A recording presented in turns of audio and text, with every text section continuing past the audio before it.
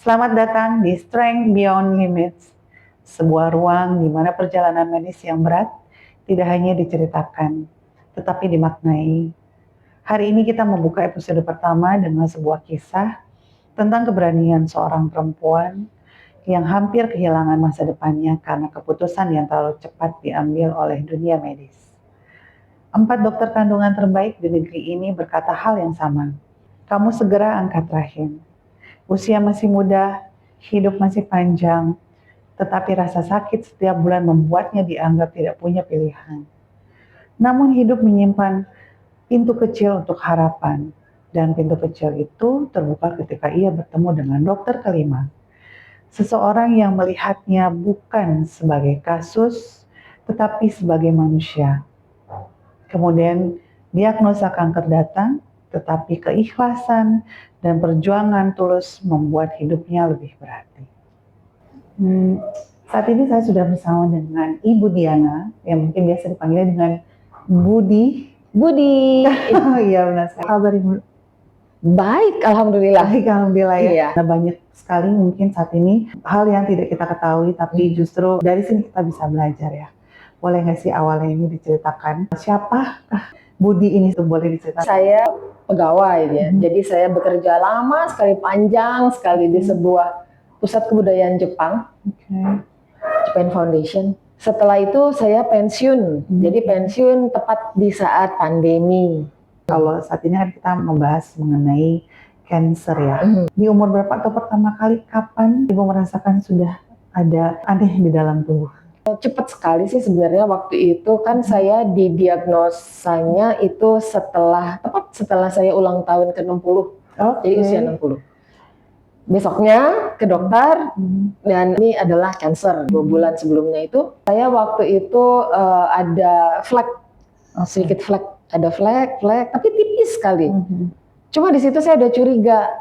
Kenapa? Karena saya punya sahabat yang sudah meninggal, ya bukan karena cancer meninggalnya. Ya. Sahabat saya itu waktu dia mengalami hal-hal seperti itu, saya yang nomor 1 bilang, kamu harus periksa ini, dan ketahuan dia cancer, cancer ovarium juga, gitu. Jadinya udah punya gambaran, kok kayak dia juga ya, gitu. Gejalanya hampir sama ya? Gejalanya hampir sama, walaupun saya lebih awal. Kalau dia kan diabaikan gitu. Terus apa yang memutuskan untuk Budi sendiri untuk memeriksakan diri gitu ya? Oke deh, aku harus check up sekarang supaya membuktikan bahwa apa yang aku rasakan ini memang benar.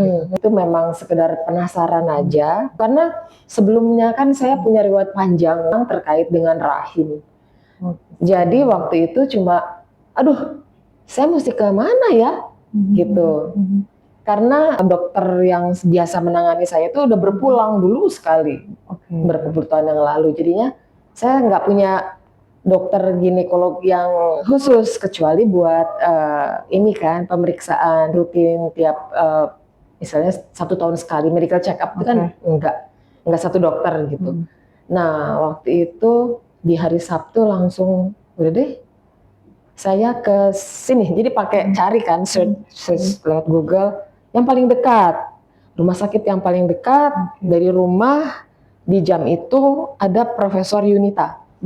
Profesor Yunita yang juga praktek di RSM juga. Nah, dengan Profesor Yunita itu mulai konsultasi. Gitu. Iya. Belum ketahuan bahwa itu cancer. Oh, belum. Oh, oke.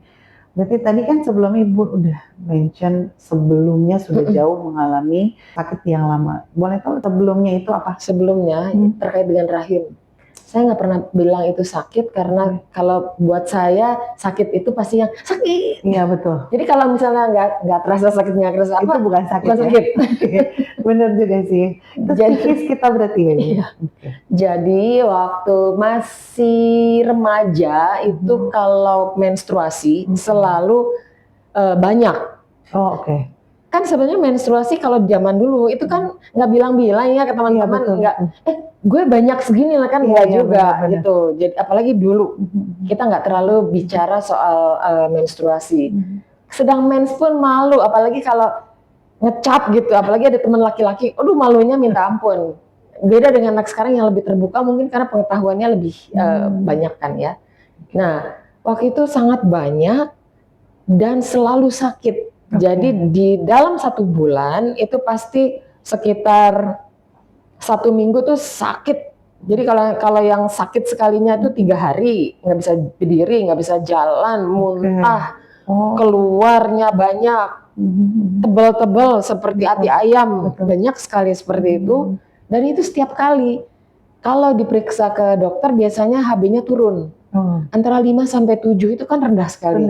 Tapi saya bisa ngejar dalam waktu 1 minggu, balik lagi bisa ke 12.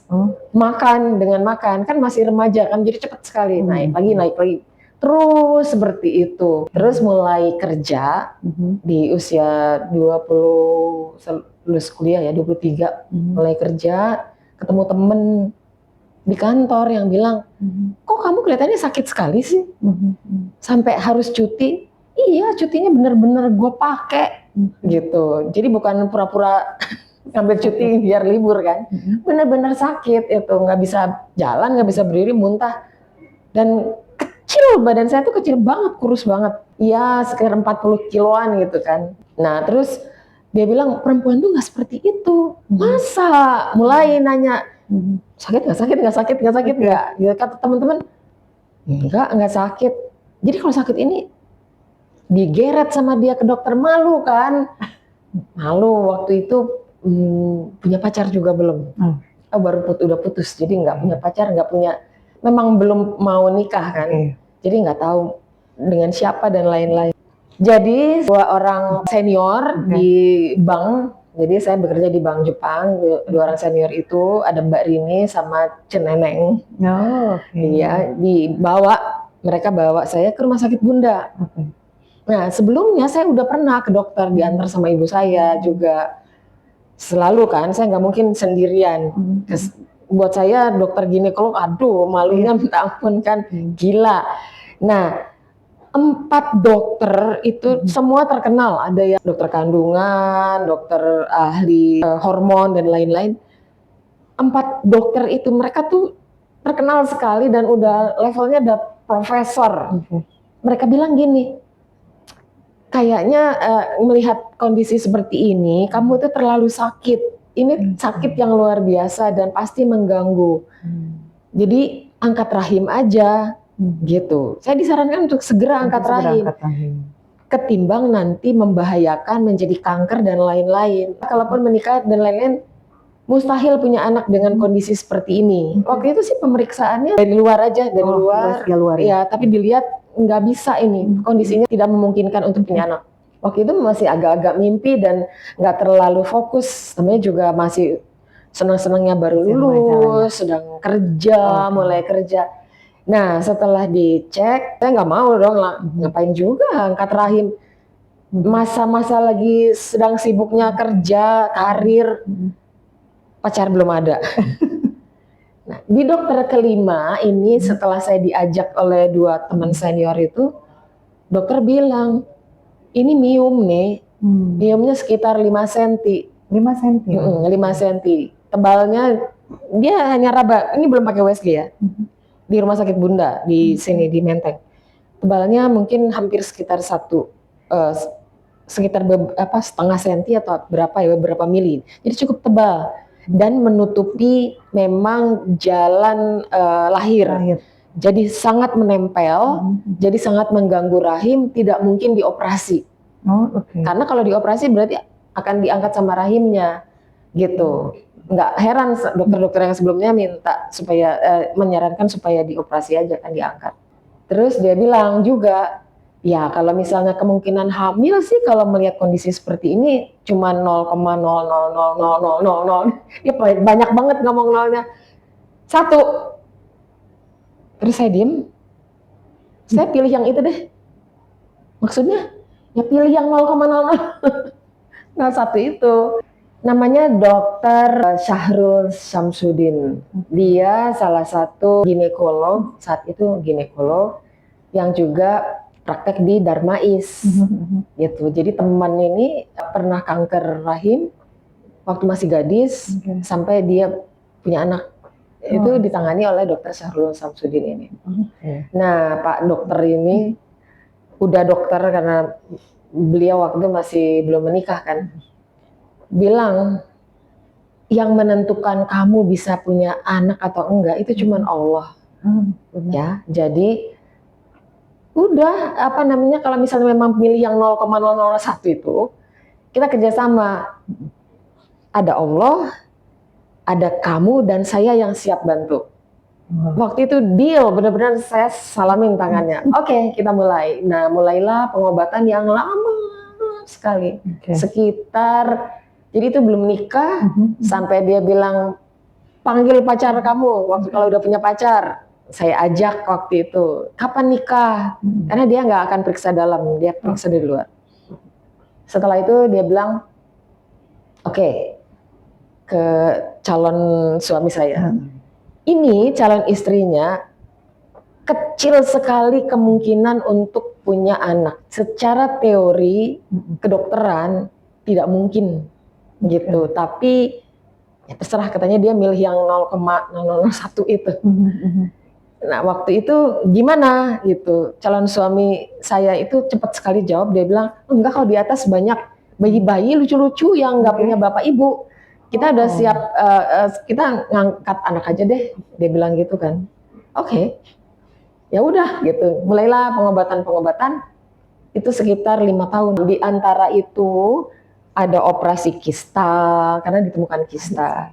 Ada operasi perlengketan, ada juga ditiup waktu itu karena tuba falopinya, jadi saluran indung telurnya itu ketutup. Terus dan itu ngilu banget.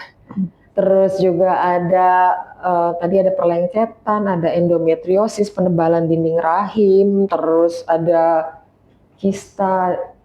Setelah itu, di antara itu akhirnya di saat satu kali lagi ini, benar-benar dialog.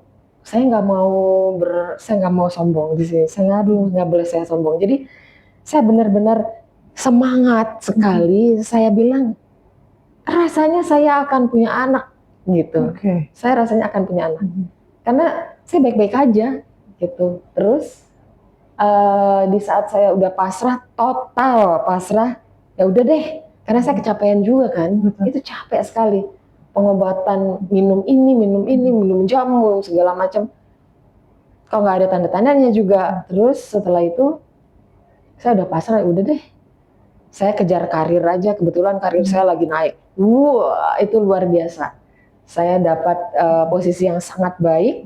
Nah, di saat itu juga kebetulan kantor yang baru setelah saya pindah dari kantor lama ke kantor baru, divisi itu mau ditutup tanpa bilang ke saya. Nah, setelah itu saya dicari cara sedemikian rupa supaya saya nggak dapat pesangon gitu loh. Jadi saya dibikin sedemikian rupa, difitnah lah, dijatuhkan pagi-pagi hari Jumat.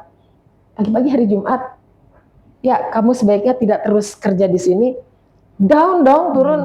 Udah lagi semangat-semangatnya di sini udahlah. Tadi kan udah bilang, udah deh nggak usah deh, anak udah deh nggak usah dipikirin. Lagi semangat-semangatnya dibanting ke bawah. Itu luar biasa sakit kan, nangis kan saya. Di hari Jumat itu saya harus ke dokter juga. Soalnya kok saya nggak mens nih, beda cuma 3 hari. Saya nggak pernah telat. Ini saya stres nih pasti. Jadi saya bilang ke dokter, dok kayaknya saya sih stres. Pengen nangis kan. Saya coba deh dites. Itu subhanallah, ini Allahu Akbar. Tadi pagi saya dibanting sedemikian rupa, dihina. Sakit banget. Saya nggak pernah terhina seperti itu, dan saya nggak berusaha selalu yang baik ya, nggak berbuat hal yang buruk, sampai dihina, sampai direndahkan sedemikian rupa. Malam itu saya diangkat lagi lebih tinggi lagi, kamu hamil. Masya Allah. Wah, itu luar biasa. Sampai itu salah satu hadiah juga kayaknya ya. Iya, jadi saya bilang hamil. Dokter saya senangnya minta ampun, senang sekali, dia luar biasa senang. dia happy, dia ngerasa kayak gimana, saya langsung disuntik Oke. penguat rahim. Betul. Memang setelah itu ada sedikit bleeding selalu, dan saya akhirnya bed rest, dan itu yang saya jalani. Jadi saya nggak usah milih, saya dipilihkan. Oke, betul. Saya nggak usah milih mau terusin kerja atau enggak segala macam, karena masih bisa diurusin kan pekerjaan saya. Enggak, tapi saya dipilihkan untuk ya ini ada anak nih gitu. Nah mulailah saya mengurus anak itu sampai akhirnya punya yang kedua. Oh, oke. Ini Iya, sudah alhamdulillah. kedua berarti ya? Ya udah 2 ya, Bu? 2. Jadi begitu yang kedua, ini di antara masih ada ini loh, kalau mulai mens lagi, mulai bleeding lagi. Oh, masih sama? Masih. Jadi memang belum tuntas Tidak. sakitnya, tapi memang diberikan sedikit, bukan kita bilang kesempurnaan, tapi paling nggak kita sudah merasakan lahir anak. Maksudnya itu yang amaze-nya ya. Benar. Iya, dengan kondisi tadi yang tidak memungkinkan, betul. Dari teori kedokteran nggak ada, nggak bisa. Nah, sampai dokter itu bilang ini keberhasilan luar biasa loh, gitu. Dia bilang gitu. Dengan kondisi yang sangat tidak memungkinkan untuk hamil, tapi bisa hamil. Gitu. Jadi mujizat. Terus dia bilang hamil lagi ya. Nggak lama kemudian memang saya hamil lagi, putra kedua. Jadi yang pertama putra, yang kedua putra, hamil lagi. Tapi setelah itu bleedingnya luar biasa, udah nggak bisa tertahankan terus, dan saya makin terus sampai 37 kilo terus. Waktu hamil naik jadi 65 kilo. Oke. Setelah menyusui anak-anak dan lain-lain, mulai bleeding lagi, turun sampai 37 kilo. Ini nggak benar, saya bilang ke dokternya, dok udah ada ini kayaknya saya udah nggak tahan, operasi aja ya. Saya tapinya belum ada ini nih. Saya lupa kapan ya ini peristiwanya. Ada peristiwa lucu sih diantaranya. Dokter saya itu di RSM juga, jadi rumah sakit Bunda juga. Kalau untuk melahirkan dan lain-lain di rumah sakit Bunda. Tapi kalau untuk operasi selain terkait sama bayi, pasti di RSM. Hari itu dia bilang, coba ketemu teman saya. Dia radiolog yang terbaik saat itu ya. Itu tahun 98. Oke. Nah, waktu saya antri di situ ada kotak besar sekali. Karena saya memang dari sastra Jepang, jadi saya baca-baca, mesin baru. Saya bilang nih ke dokter yang ada di situ, ini mesin baru ya? Iya, tapi nggak tahu kita gimana cara pakainya. Karena baru datang kan, mesti nanya, mana manualnya? Saya bilang. Saya terjemahin. Jadi dengan pakai bahasa Jepang itu ya? Iya, jadi saya buka, saya terjemahin. Sementara saya ditonton oleh banyak orang, kaki gini nih, kaki terbuka, ada banyak dokter, ada banyak perawat dan mahasiswa, dikelilingin banyak orang. Saya mulai ke kanan, ini ke kiri, ini segala macam saat bisa nyala, akhirnya USG dalam. USG dalam pertama di RSCM mesinnya. Ya, terus mereka bilang, iya benar. Sesuai dengan kata dokter saya itu, benar nih mesti diangkat. Nah, nggak lama kemudian, beberapa hari setelah itu, setelah dicek ini dan itu, saya dioperasi lah untuk angkat rahim itu di tahun 98 bulan Januari. Angkat rahim ya. Iya, itu. Jadi karena alat USG itu. Karena alat USG dengan yang ibu sendiri yang membacakan. Saya baca sendiri. Itu peristiwa yang sebenarnya memalukan, tapi udah waktu saya terdiagnos mulai curiga kanker ini, saya bingung kan sama dokter siapa. Tadi kan saya cerita yang ketemu Profesor Yunita. Saya cerita semua riwayat ini. Profesor Yunita berkaca-kaca. Dia bilang, dia itu adalah guru saya dan saya asistennya. Wah, itu luar biasa. Jadi saya ketemu asistennya. Nah, setelah akhirnya dicari lokasinya super sulit, si CA ini, dia bilang, saya sama teman saya ya satu lagi. Jadi asisten dokter Sahrul itu ada 2 dulu. Satu yang menjadi Profesor Yunita, yang satunya lagi itu Dr. Gatot. Jadi dua-duanya itu asistennya, tangan kanannya dokter. Jadi begitu ketemu, dokter Gatot bilang, wangsit apa yang membawamu ke sini? Oh gitu.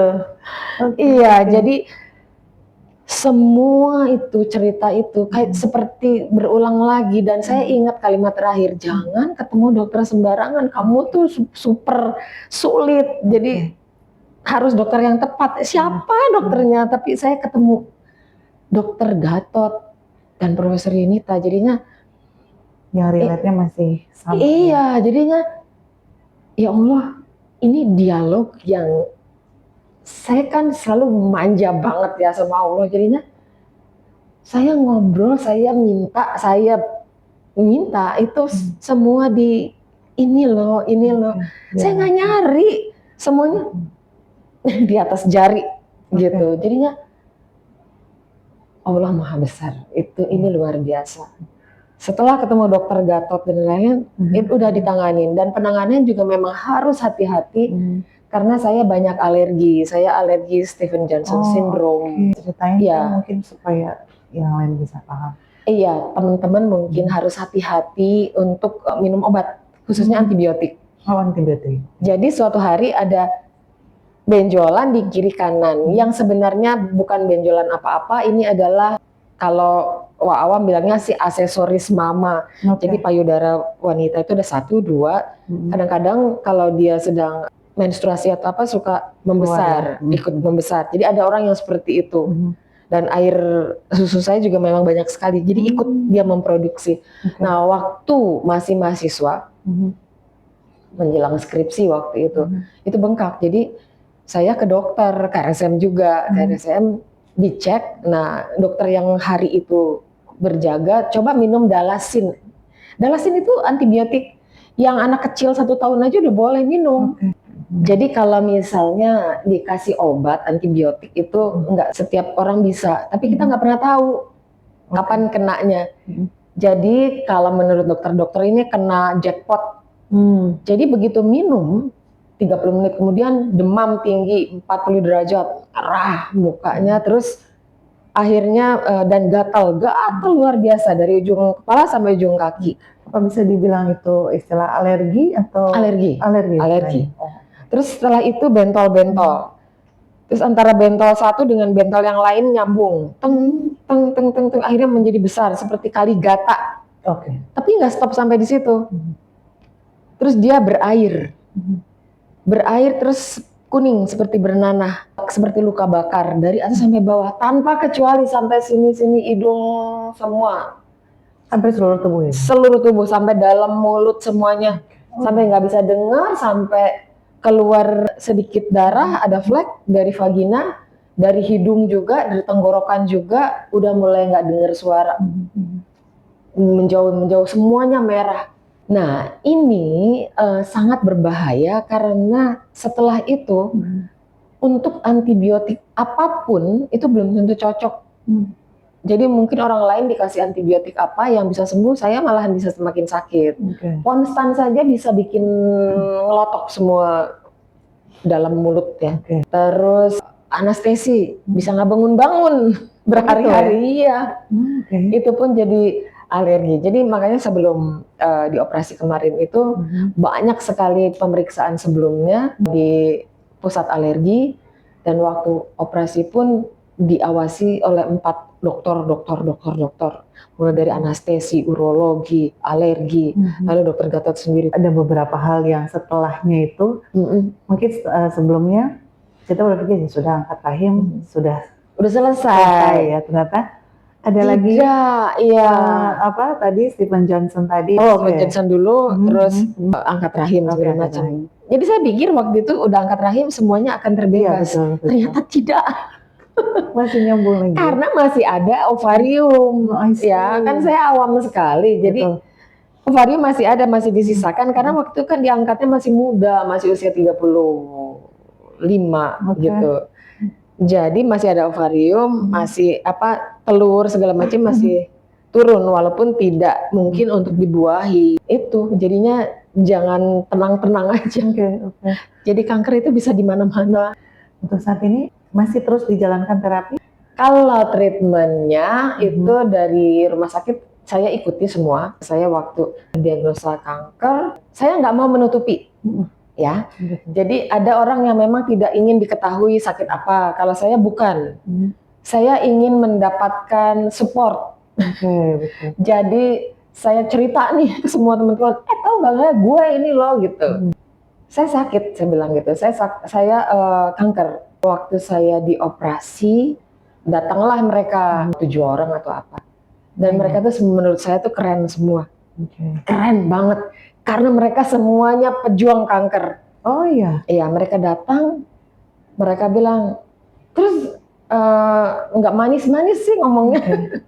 Sampai diusir sama ini suster, terlalu ribut. Terlalu berisik gitu ya. Berisik. Oke. Perempuan-perempuan. Tapi mereka keren. Semuanya juga punya jabatan tinggi di pekerjaan mereka. Waktu dokter Gatot juga ketemu saya, dia bilang, terima ya. Saya terima kok dok. Jadi dokter juga tidak terbebani. Mesti gimana lagi nih ketemu sama si ibu ini supaya dia tenang. Jadi saat itu dia langsung, oke, kalau gitu mesti operasi ini. Saya terima, saya mesti kemo, saya terima. Yang ada sebagian teman saya bilang, enggak, rasanya biasa aja. Ada yang bilang sakit banget, ada yang bilang ini itu. Nah, dan ini bener loh, tadi aku bilang murid-murid itu ngasih energi positif. Ini banget. Apalagi lagi kemo. Kan ngajar nih gini. Aku posting video ya. Muntah. Udah balik lagi kan. Muntahnya selesai kan udah enak lagi. Jadi gimana ya tadi? Itu luar biasa, mesti nyengir terus kan. Ada lagi yang pas ini radiasi kan bolak-balik diare. Iya. Set matiin. Jadi laptop itu di depan toilet. Aku ngajarnya di depan toilet, jadi buang dulu. Iya. Balik lagi. Wah, terus aku bilang ke temen gua, baru boker barusan, gila loh. Kok bisa? Dia bisa lah, gue berkali-kali nih, sehari bisa 5 kali, 6 kali kan. Duh. Dan nggak bisa ditahan. Jadi dokter Gatot bilang gini, nanti jangan kaget ya kalau misalnya botak. Nggak apa-apa dok, gampang banget lepas kan sampai kayak gitu. Ih, nggak lucu nih kalau pitak sana sini. Saya pergi ke barbershop diantar suami saya. Semua laki-laki berderet di situ, mereka semua ngeliatin. Terus saya duduk, mulai dibotakin, diratain kan botaknya nih. Yang nyukur sambil nangis.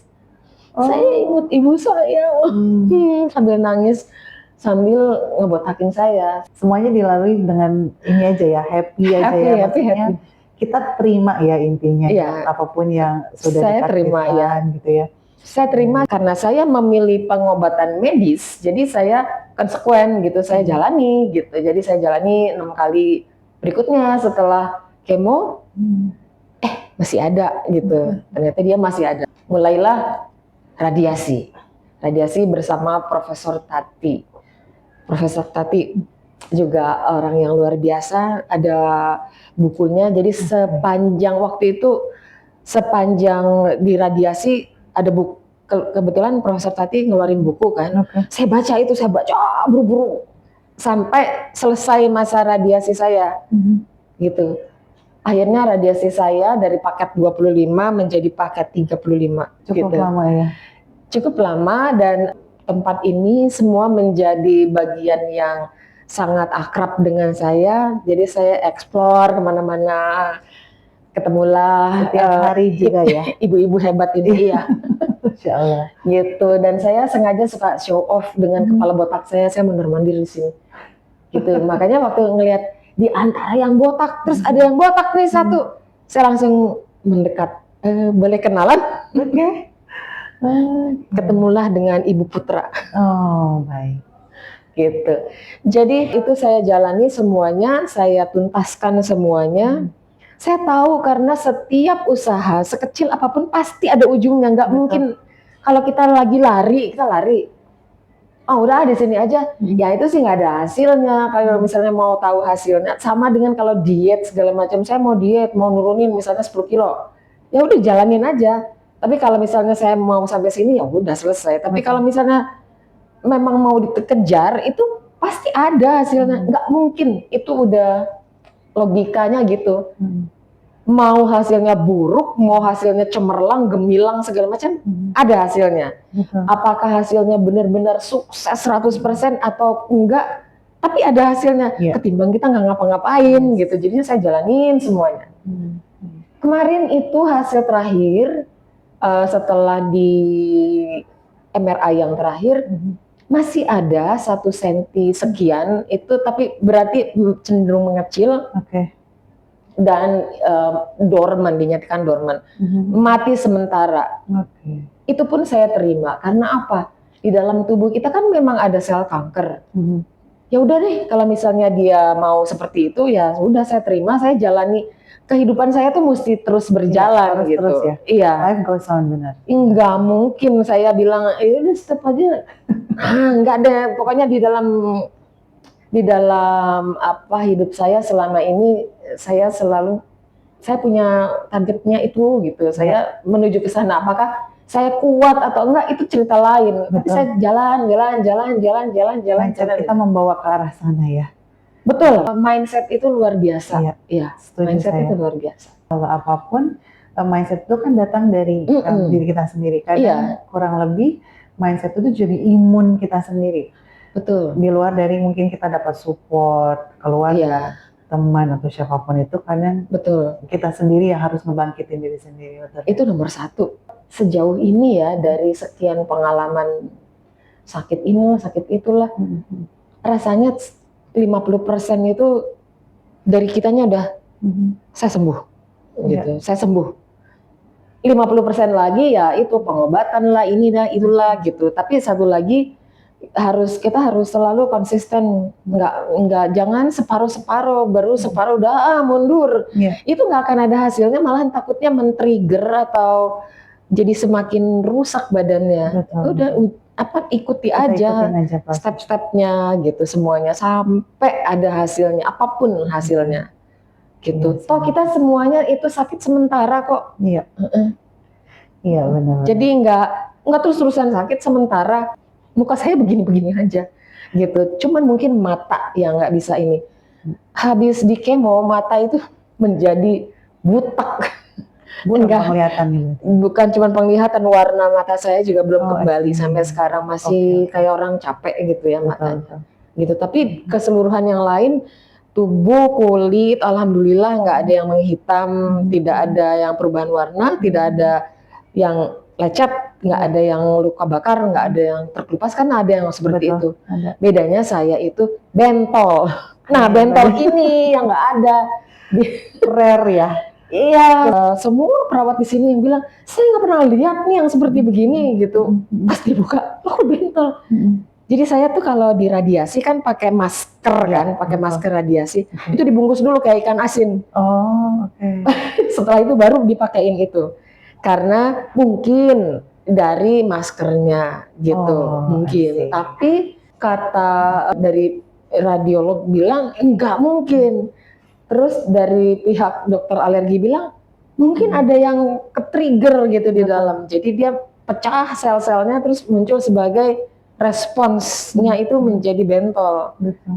Jadi ya itu reaksi saya bentol. Dicari di RSCM belum pernah ada yang seperti ini. Cari di Indonesia ada nggak? Belum tercatat. Kalau ada yang pernah bentol bilang-bilang ya, nanti kita temenan. Terus dicari, ternyata di Amerika ada 2 orang. Tapi itu jauh banget. Amerika mana gitu, ada 2 orang tercatat yang pernah tercatat ya. 2 orang. Jadi jarang banget. Sangat menjadi bentol karena radiasi. Itu respons tubuh saya, bukan radiasi yang membuat, tapi tubuh saya lah yang meresponsnya seperti itu. Tapi tetap aja kan kita lalui juga ya. Tapi tetap, jadi walaupun gatal, saya tetap lalui, saya tetap ikutin. Jadi saya udah tahu pasti gatal lagi. Ini, gitu ya. Jadi saya minum Insidal, jadi saya mulai teler gitu. Jadi diradiasi lagi, bentol lagi gitu. Saya nggak bentol cuma hari Sabtu Minggu di saat tidak radiasi. Hanya proses radiasi aja ya berarti itu rasanya berarti. Waktu itu, sekarang proses radiasi sudah selesai. Jadi kurang lebih kita kalau mendeteksi untuk tubuh sendiri juga penting ya, benar ya? Penting. Jadi dengarkan deh apa namanya kalau banyak dokter yang menyarankan ke saya, ajak ngobrol dong tubuhnya gitu. Terima kasih ke tubuhnya Betul. sudah selama Menopang. ini menopang hidup kita, menjadi penguat untuk kerja, untuk apapun ya, Iya. untuk berkehidupan gitu. Ya kadang kita suka lupa ya hal sedikit Iya. itu, kita lupa bilang terima kasih Terima ke tubuh kasih, sendiri kadang betul, ya. iya. Yang tadi kan Ibu bilang sendiri kalau aku nih disayang sama Allah. Manja Benar ya? banget, Manja banget. manja Kita banget. dikasih sakit ini tuh nggak jauh kita balik lagi ke pencipta, benar Iya, ya? Yang tanya lagi, manjanya iya. udah bukan ke dok saya mau ini Iya, enggak, tapi enggak. ya Allah ini apa gitu Iya, kan, misalkan ini gimana harus ya? bagaimana gitu kan, Gimana seperti ya? ini rasanya gitu ya. Gitu, dan manjanya tuh benar-benar kadang-kadang suka dilucu-lucuin, dimanis-manisin. Oh kan ini ya gitu. Gitu, jadi doa di setelah sholatnya juga lucu sih sebenarnya. Itu sangat pribadi tapi sangat manja, luar biasa. Oke. Luar biasa manja. Iya. Seperti ngobrol aja ya. Wah, bermanja deh, bermanja. Bermanja aja pokoknya. Ke ibu bapak saya aja nggak seperti itu, ini manjanya kebangetan. Mungkin saya udah terlalu manja. Bahkan saya ketakutan kalau misalnya kalau saya nggak bisa bermanja, gimana ya? Gitu. Tapi saya tahu saya nggak pernah ditinggalkan. Ya. Betul. Nah kalau untuk saat ini nih kan pasti ada beberapa mungkin yang menjalaninya juga sendiri. Iya. Tapi ada juga sendiri itu dia bukan merasakan kesepian ya, tapi entah apa yang harus dilakuin. Justru dari sharingnya Buni sendiri ini mungkin mudah-mudahan juga bisa menguatkan para perempuan di luar sana gitu kan. Betul. Ya kan? Ada nggak pesan gitu atau yang bagaimana sih harus dari startnya, kan kita semua pasti beda-beda ya. Iya. Yang pasti yang nomor satu adalah kita harus accept atau menerima. Iya. Ya kan? Iya. Selanjutnya kita menggunakan mindset kita. Selanjutnya adalah proses bagaimana ada dokter yang memberitahu stepnya, flow-nya, terus apa yang harus dilakukan gitu ya. Nah dari pandangan Budi sendiri untuk yang lainnya, para perempuan yang di luar sana nih, supaya struggle juga sama kayak Budi sekarang ini, gimana enaknya? Tadi kan udah ya nerima dan lain-lain. Percaya sama Allah. Percaya sama Tuhan. Iya, percaya sama Tuhan, percaya sama yang Maha Pencipta. Saya tidak membeda-bedakan karena teman-teman yang mendukung saya itu, mereka yang mendoakan saya sedemikian tulus. Saya akhirnya tahu yang mana yang tulus, yang mana yang enggak. Ini kerasa banget di saat kita punya cobaan yang kayak gini, kerasa ini ternyata teman saya yang benar-benar teman tuh ini. Dari berbagai agama. Jadi ada yang Persatuan Umat Buddha, saya tiba-tiba kenal dengan mereka. Terus dari teman-teman yang dari gereja Katolik, dari Kristen, terus teman-teman dari pesantrennya Gus Dur.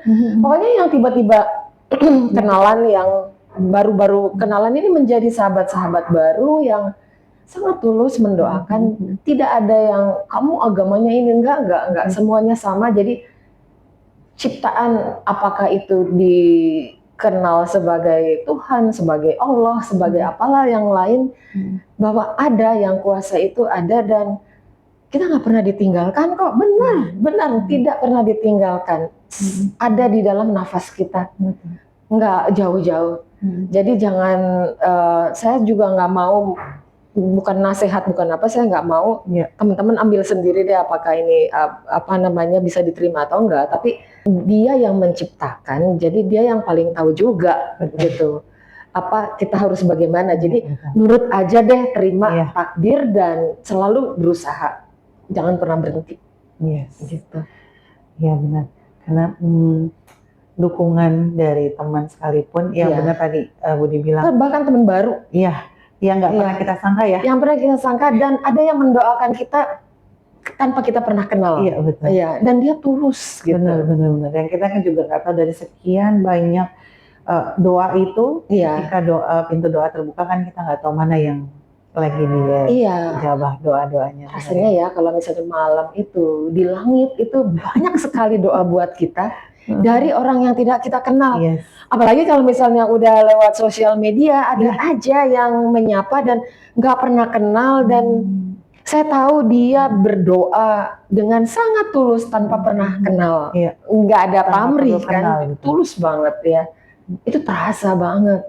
Jadi doa itu ya jadi agak melankolis apa karena ada usia atau ada apa, tapi enak rasanya, nikmat. Iya betul. Iya. Itu Gitu. bentuk support juga ya. Support banyak gitu. Jadi kalau misalnya sendiri, saya tidak punya pasangan, saya sendirian. Saya misalnya saya single mom atau saya ada yang masih remaja, mungkin remaja justru butuh support dari lingkungannya.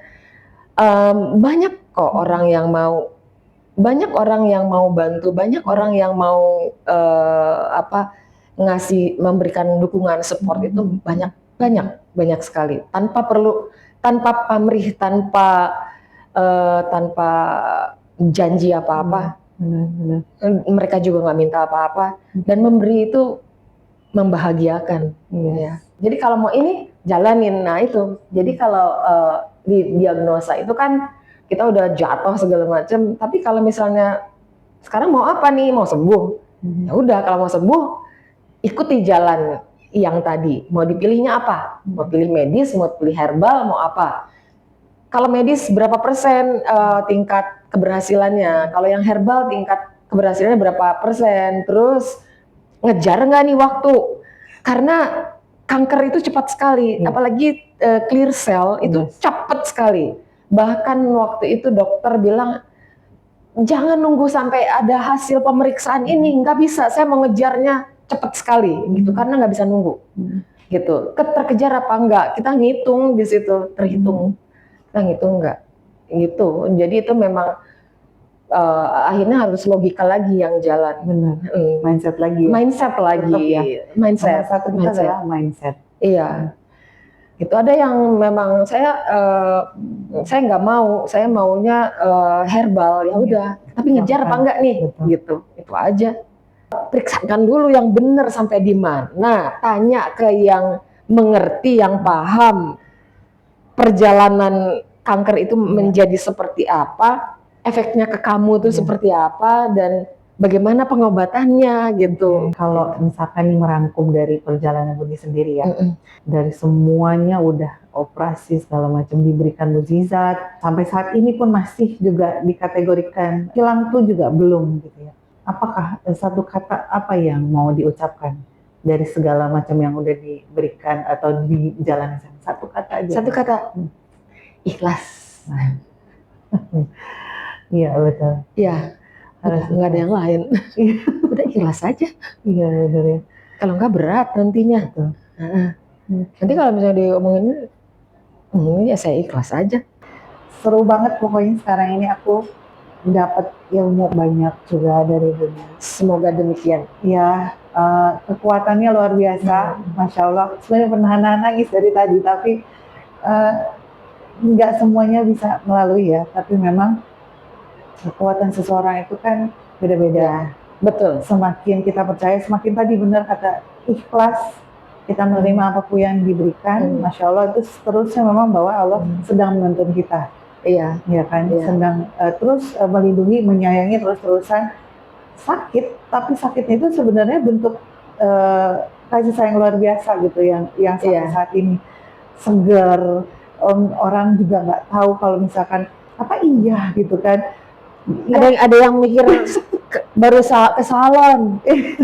Salon ya? Salon. Ngapain itu ngeritingin rambut doang? Tumbuh dengan alami. Ini alami, ya. Tadinya lurus sekarang keriting. Jadi ngerasain dua macam. Dan rambut lurus tuh sekarang keriting. Segala macam obat yang dilalui, walaupun melaluinya juga dengan hal yang kita receiver sebagai receiver yang tadi ada gatal segala macam, ternyata dengan matahari pun aja sudah bisa menuntaskan. Sangat bantu loh matahari, membantu mengeringkan luka. Iya, iya. Itu memang kan buat calon-calon yang mager-mager ini kan mungkin termasuk saya juga oh iya juga ya gitu. Jadi luar biasa. Berjemur. Berjemur itu penting. Terima kasih banyak Bu Berjemur. Budi. Masya Allah. Sama-sama, terima Nanti kasih. kita visit-visit Ya, di IG-nya. Tadi kalau nggak salah tetangga Nobita. tetangga Nobita. Coba Ke dicek. tetangga Nobita ya. Iya. Terus juga saya ngajar bahasa Jepang bersama teman-teman dari Jepang dengan apa namanya, dengan harapan lebih banyak orang yang bisa dapat kesempatan menambah ilmu. Syukur-syukur bisa menambah rezeki. Amin. Gengkang Institute.